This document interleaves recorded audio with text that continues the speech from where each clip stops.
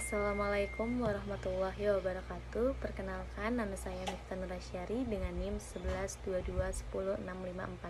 Jadi di sini saya akan mempresentasikan materi mengenai pajak penghasilan 21. PPh 21 adalah pajak atas penghasilan yang diterima oleh wajib pajak atau orang pribadi sehubungan dengan pekerjaan, jasa, dan kegiatan. Pajak ini merupakan salah satu jenis pajak penghasilan yang harus dipotong dan disetorkan oleh pemberi kerja atau perusahaan untuk pihak yang menerima penghasilan atau pegawai. Di Indonesia, PPh 21 diatur dalam Undang-Undang Pajak Penghasilan, dan peraturan terkait lainnya. Di sini ada objek pajak 21. Penghasilan yang dikenai PPh pasal 21 yaitu gaji, upah, tunjangan, dan pembayaran lainnya. Uang lembur juga termasuk objek PPh 21, tunjangan pajak, tunjangan natura, bonus, THR, dan imbalan sehubungan dengan pekerjaan bebas, misalnya seperti dokter, praktik, dan notaris. Di sini ada subjek PPh 21. Jadi penerima penghasilan itu seperti pegawai tetap, pegawai tidak tetap, tenaga kerja lepas, bukan pegawai, misalnya seperti pembicara dan konsultan, dan penerima pensiun. Selanjutnya ada tarif PPh 21. Jadi tarif progresif untuk wajib pajak orang pribadi dalam negeri, setiap kita menerima gaji 0 sampai 60 juta rupiah, itu kita dikenakan tarif sebesar 5%. Kemudian ketika kita menerima gaji 60 juta sampai 250 juta, kita dikenakan tarif sebesar 15%. Kemudian ketika kita menerima gaji 250 juta sampai 500 juta, kita dikenakan tarif sebesar 25%. Kemudian ketika kita menerima gaji 500 juta sampai 5 miliar, kita dikenakan tarif 30%. Dan ketika kita menerima 5 miliar, kita dikenakan tarif 35%. Kemudian penghasilan tidak kena pajak. Wajib pajak sendiri kita mendapat potongan sebesar 54 juta per tahun. Untuk tambahan untuk istri tidak bekerja 4.500.000, tambahan per tanggungan maksimal 3 orang. Jadi setiap orangnya itu kena potongan 4.500.000. Kemudian di sini ada contoh soal. Hakim bekerja pada perusahaan PT Mutiara Raya dengan memperoleh gaji sebulan 12.500.000 dan membayar uang pensiun sebesar 75.000. Status menikah dengan belum memiliki anak.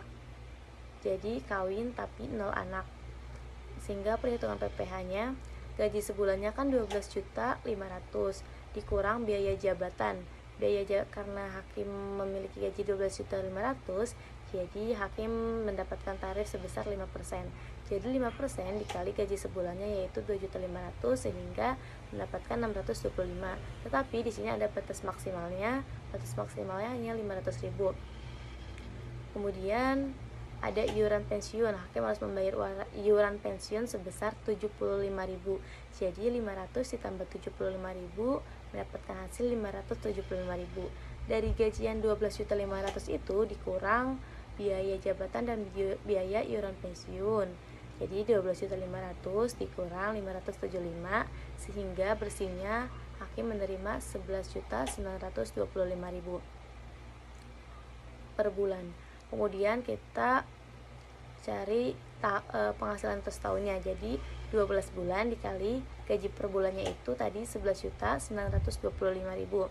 Sehingga setahun hakim mendapatkan gaji 143.100.000. Kemudian sini ada PKP setahun. Hakim kawin tapi tidak memiliki anak sehingga mendapatkan untuk wajib pajak sendiri potongan 54 juta dan tambahan wajib pajak karena sudah kawin 4.500.000.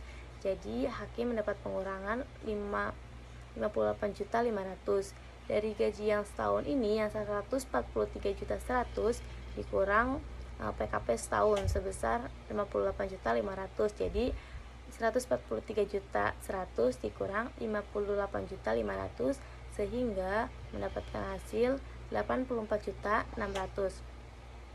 Kemudian penghasilan kena pajak setahunnya, karena hakim memiliki gaji di bawah dari 60 juta, jadi mendapatkan tarif 5% dikali 60 juta sehingga mendapatkan hasil 3 juta. Dan dalam setahun hakim dikenakan tarif 15%. Jadi 15% dikali 24.600.000 sehingga mendapatkan hasil 3.690.000. Kemudian kita total sehingga mendapatkan 6.690.000.